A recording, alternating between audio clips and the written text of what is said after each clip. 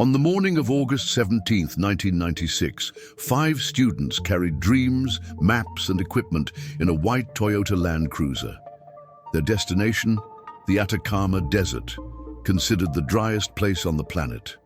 They were brilliant young people, each with their own academic passion. Alejandra, geology; Esperanza, archaeology; Patricio, engineering; Mauricio, biology; Leticia, geography.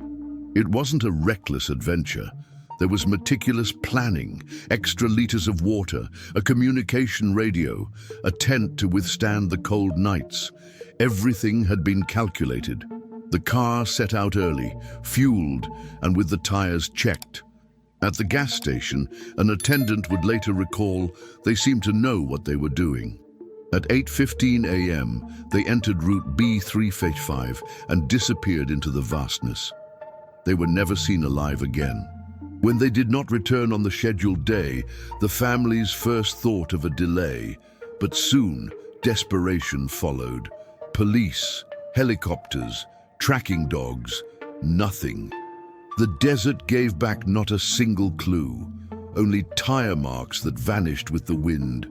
The years went by like an open wound.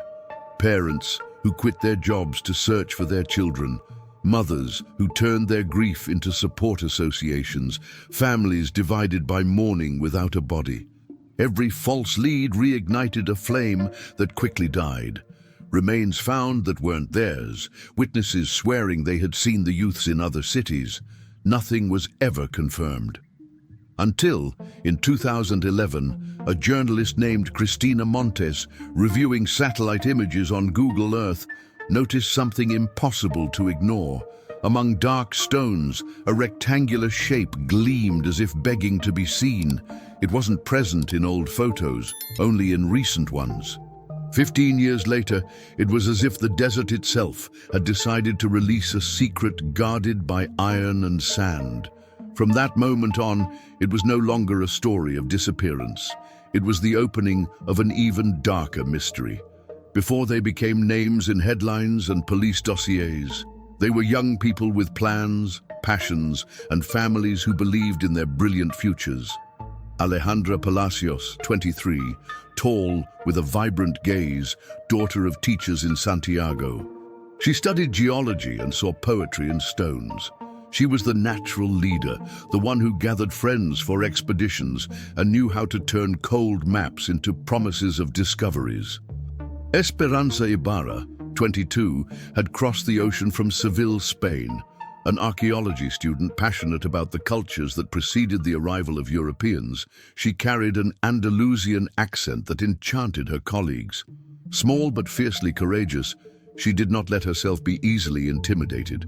Patricio Calderon, 24, a civil engineering student, grew up in Copiapó, a mining region. He knew northern Chile as if it were the backyard of his own home. Organized and meticulous, he was responsible for the logistics and for driving the trip. Mauricio Esquivel, 23, son of Codelco workers, studied biology and wanted to observe microscopic plants capable of surviving the desert's relentless heat. Leticia Cordero, 22, the youngest, a geography student, was fascinated by how human beings endure and adapt to extreme environments. Her idea was to use the Atacama as a case study for her thesis. 5 different paths, united by a thirst for knowledge. Each carried not only notebooks and instruments, but also their families' expectations, professional dreams, and the weight of representing a youth eager to write its own story. The plan had arisen almost casually. One rainy afternoon in July, inside the university library, Alejandra spread a topographic map across the table. Her finger marked a region southeast of Antofagasta, unexplored salt formations, perfect for her crystallography studies. Esperanza, leaning beside her, recognized the chance to record archaeological remains. Soon, Mauricio saw the opportunity to observe resistant flora.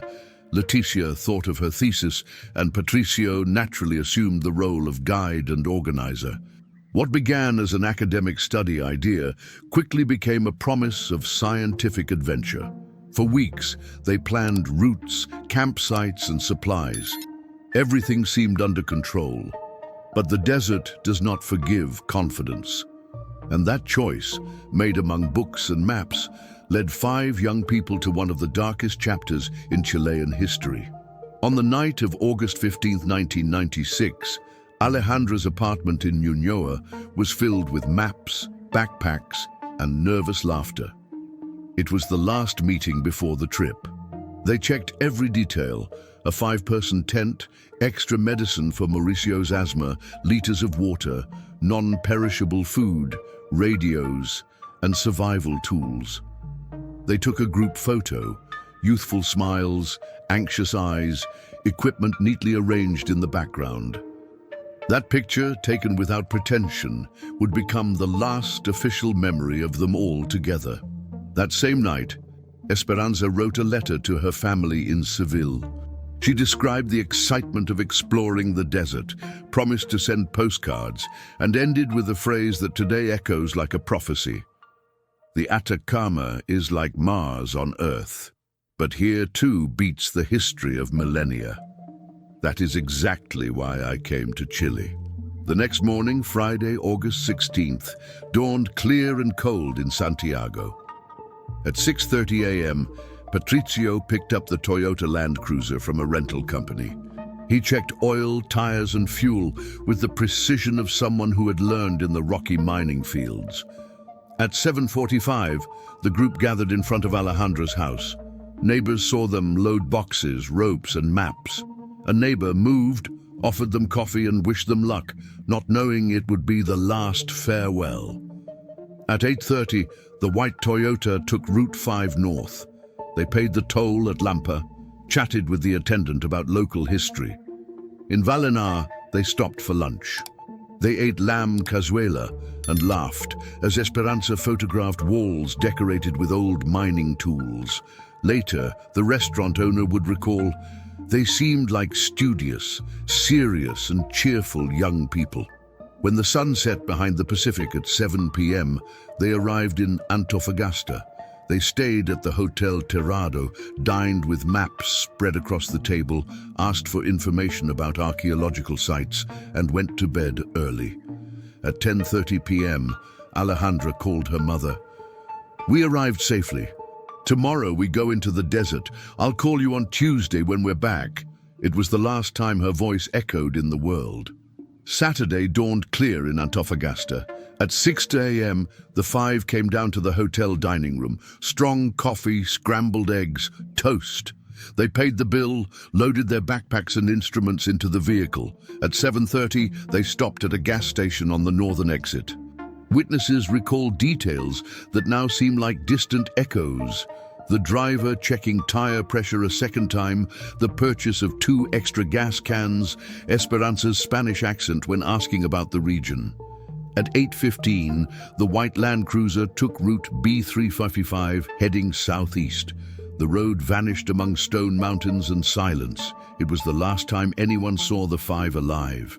The plan was simple: camp near an old borax deposit, record data, and return on August 20th. The coordinate noted by Alejandra was precise: 23 to 47s, 69 to 15s W, but nothing went as planned. On Tuesday, there was no return. On Wednesday, they missed academic appointments. On Thursday, the first disappearance report was filed. A race against time began. Police, helicopters, tracking dogs, volunteers. Tire tracks were found, but soon vanished in the rocky ground, erased by the Atacama's merciless wind. No campsite, no bottles, no object was ever found. Captain Rogelio Serrano, in charge of the operation, described the feeling.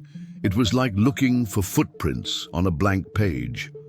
For days, vehicles crossed ravines, deserted mines were dug through, but there was no sign of life. On August 30th, families arrived from Santiago to join the search. They cried, prayed, dug with their own hands. A father declared to the press, "My son would never have risked himself without communication. Something happened beyond any logic." In October, a pilot reported metallic reflections miles off the original route. land expeditions found nothing. In December 1996, the search was officially suspended. The case was archived as disappearance without resolution. But for the families, it wasn't an archive. It was an open wound. The Atacama, which once seemed infinite, had become an invisible prison. And the desert's silence grew heavier than any answer. As weeks passed, the absence of the 5 young people stopped being a setback and became a collective scar. In Santiago, the Palacios family home turned into a gathering place for other desperate parents. Alejandra's mother, Teresa, wrote down every call, every rumor clinging to crumbs of hope. In 1998, she founded the Association of Families of People Disappeared in Accidents because she couldn't bear the idea of other parents living with the same emptiness. In interviews, her words echoed, "We couldn't bury, we couldn't move on. It was like waking up every day in a limbo." In Spain, Carmen and Florencio, Esperanza's parents, sold the family's mechanic shop to finance trips to Chile. Carmen walked through the desert with volunteers, digging ravines, scanning every shadow as if she might find her daughter there. "She was our only child. We would not return home without her," she told Andalusian newspapers. The desert didn't just take 5 students, it broke entire families. Patricio's father, a miner, carried the guilt of having taught him how to master the Atacama. He spent years wandering the desert in search of clues until he lost both his job and his health. "I told him the desert was his second home. Today I think it was a curse." Mauricio's parents chose to react differently. They created a scholarship in his name to help young biologists continue research in extreme ecosystems. His mother would say, "If we cannot bring him back, at least we can keep his passion alive." But Leticia's family couldn't resist. Her disappearance destroyed her parents' marriage and left her younger sister marked by anxiety attacks and fear of traveling. Each family chose a different path to deal with the absence, but all shared the same sentence: living without answers. In the first 5 years, rumors spread about sightings in Chilean cities and even neighboring countries. All turned out to be cruel illusions. The Atacama remained silent, and each anniversary was marked by candles lit before smiling portraits that would never move again. It was suspended mourning, without a body, without an end. With the case still open, the disappearance gained space in TV programs and sensationalist newspapers. In 2003, the famous program Misterio Sin Resolver dedicated an entire episode to the tragedy. Cameras recreated the trip, interviewed parents and colleagues, and raised hypotheses that inflamed the public's imagination. Some claimed the students had fallen victim to traffickers using the desert as a corridor to Bolivia. Others spoke of smugglers eliminating unwanted witnesses. There were even those who believed in secret rituals or hidden military bases.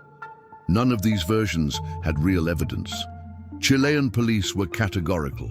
No proof of criminal activity had been detected in the area in August 1996.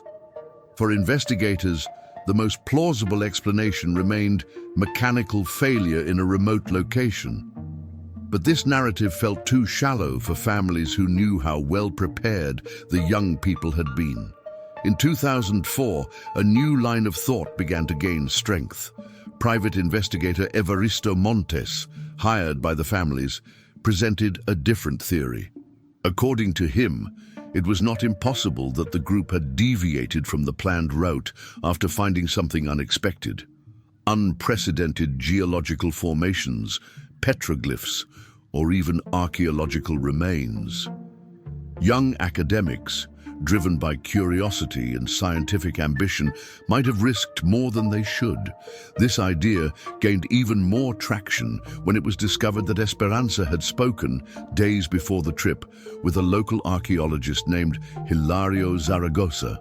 He had mentioned the existence of possible unregistered petroglyphs in remote areas of the Atacama.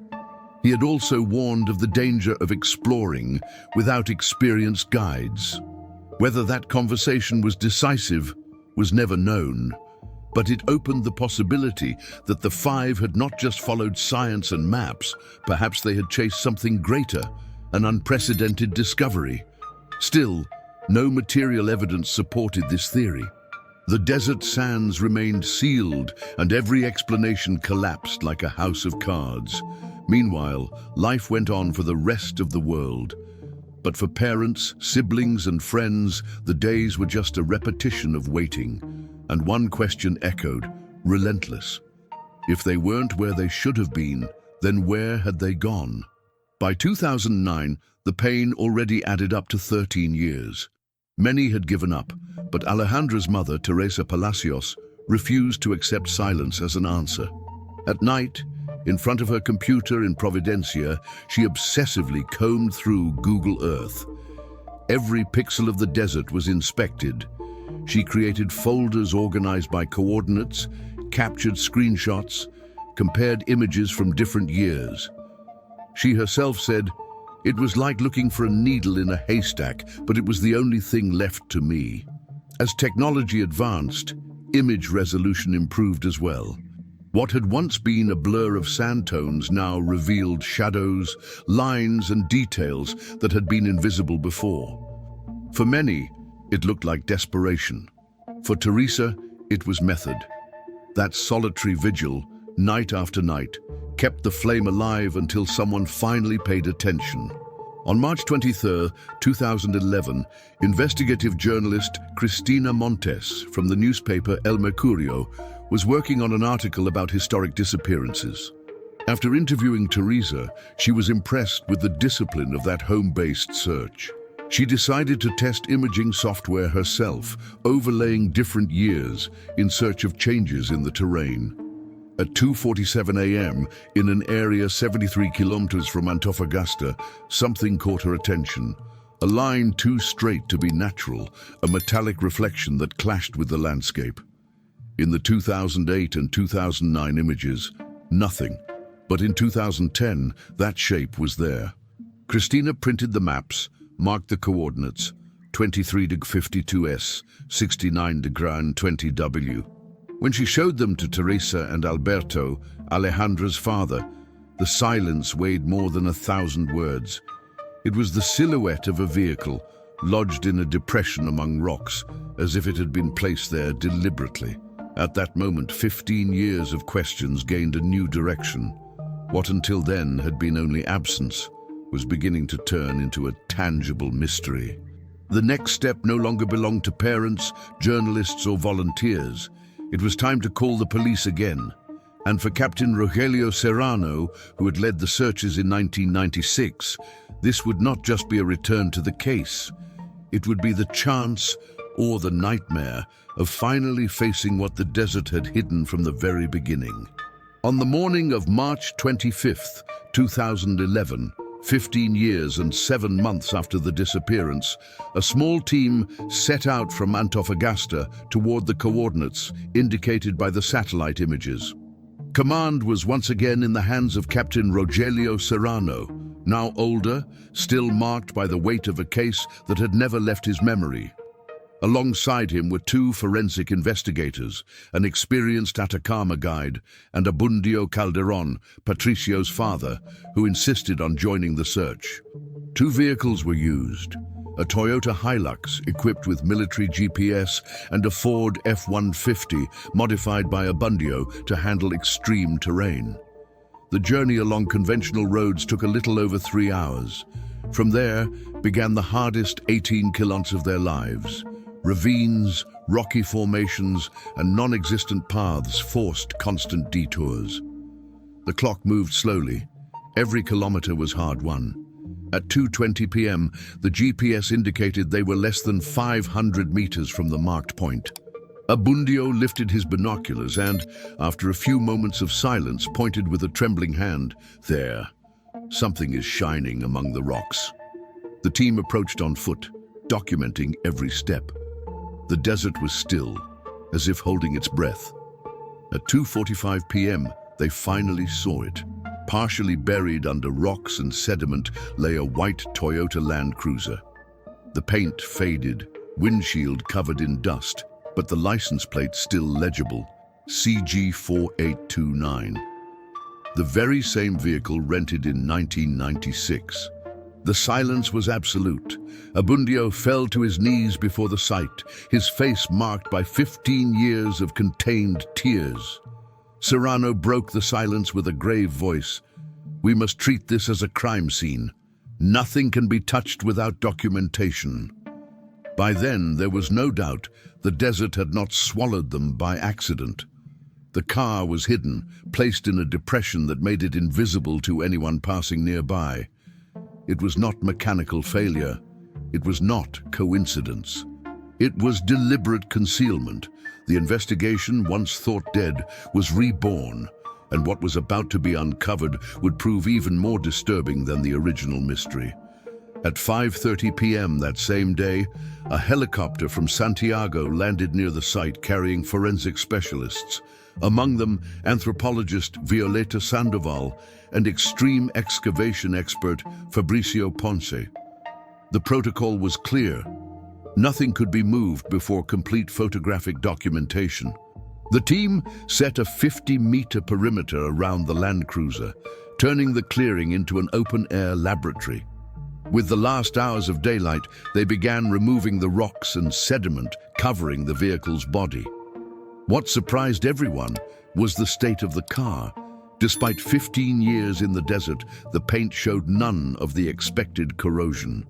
"It's as if it had been protected for a long time or buried deliberately," Ponce remarked. At 7:45 p.m., under artificial lighting, they managed to open the driver's door. A stagnant odor escaped, forcing everyone to step back. Inside, bones. Not one, but 3 sets of human remains. The silence was immediate. After a brief inspection, Sandoval whispered, "There should be 5. While part of the team documented the inside of the car, Sergeant Tomas Valle explored the surroundings. About 30 meters away, he found ashes and the remains of a campfire. There were food wrappers and wood that did not belong to the Atacama. The most disturbing detail, judging by the degree of deterioration, it appeared to have been used years after the disappearance. Near the ashes, boot prints embedded in the petrified sand confirmed recent human presence. For Abundio, watching in silence, it meant only one thing: someone was here long after they vanished. The discovery turned the story upside down. The car wasn't just lost, it had been concealed. The bodies weren't 5, but 3. And someone had returned to the site years later, rekindling memories of a tragedy that had seemed dormant. Captain Serrano decided to suspend excavation until morning. The scene needed to be examined calmly and under natural light. That night, in his makeshift quarters, Serrano wrote in his field journal, "We are not facing an accident. The desert holds a crime." On the morning of March 26, 2011, with the sun illuminating the terrain, the team resumed excavation. 3 skeletons had been confirmed: Patricio, Mauricio, and Leticia. All showed skull fractures, clear signs of violent death. But the absence of Alejandra and Esperanza kept the anguish alive. While the experts worked on the car, Abundio Calderon explored the surrounding area.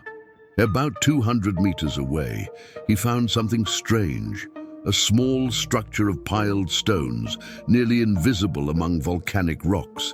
As he approached, he realized it was no natural formation, but rather a kind of improvised cell. Inside, there were worn blankets, old food wrappers, and walls scratched with dozens of marks. They were day counts. 1, 2, 3, hundreds of them. In total, 847 tallies, the equivalent of more than 2 years. The desert, which had seemed silent, was now speaking.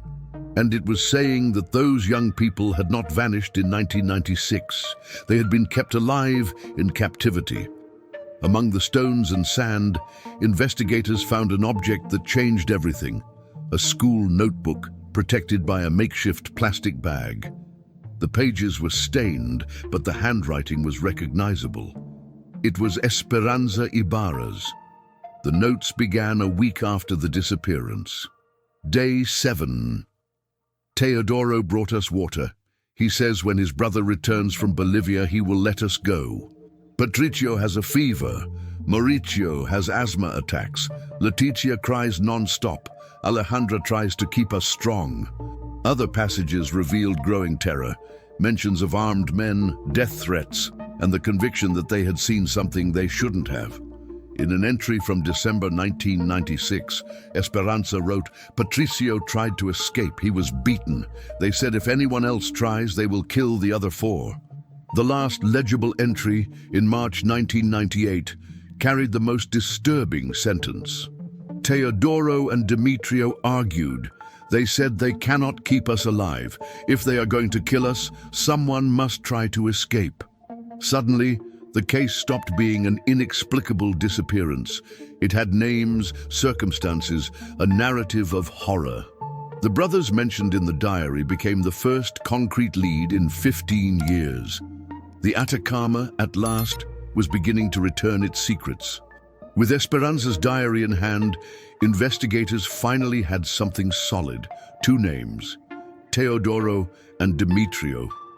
Until then, the case had been nothing but sand and silence.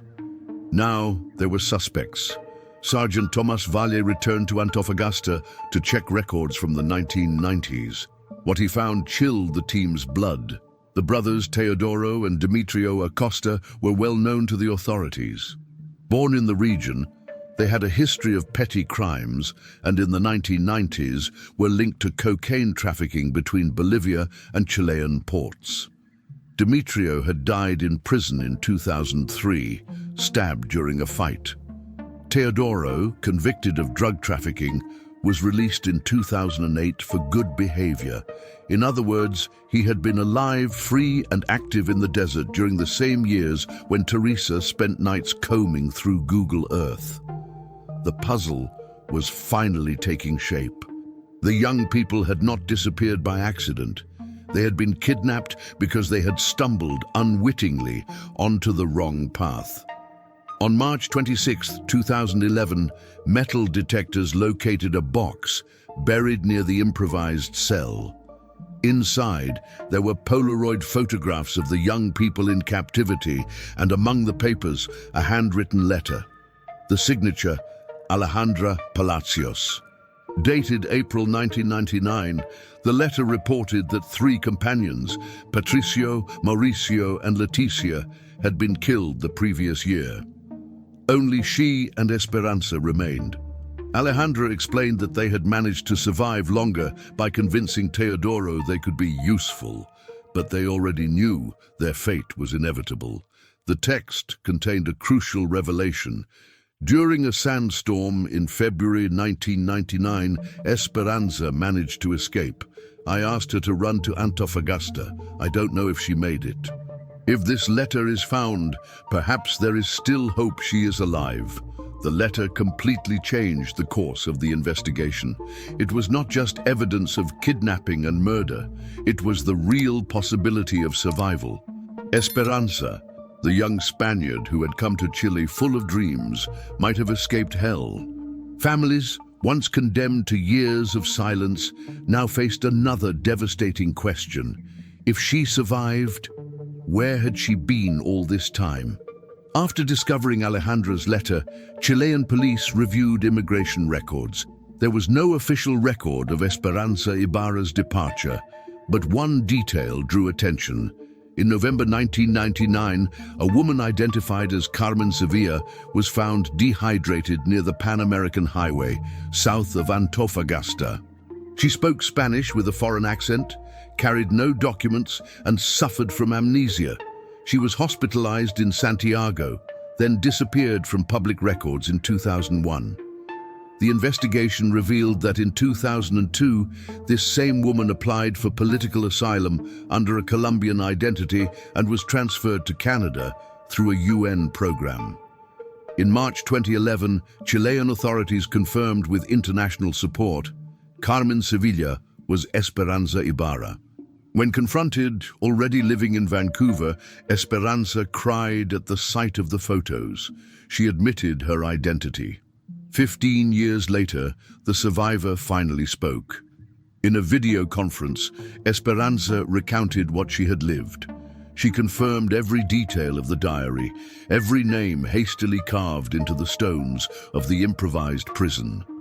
She described how the Acosta brothers had kept them prisoners, forcing them to guard merchandise and cook for traffickers.